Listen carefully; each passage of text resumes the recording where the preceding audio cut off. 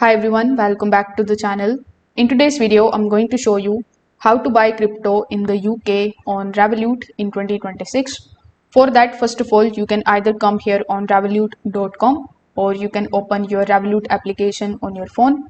Now, when you are inside Revolut, you just have to top up your balance and then you can start purchasing your crypto. So here, in order to purchase the crypto, you will have to first of all select the amount of GBP that you want to spend in order to purchase the crypto. Afterwards, you just have to select the available cryptocurrencies over here. For example, let's say you want to purchase Solana.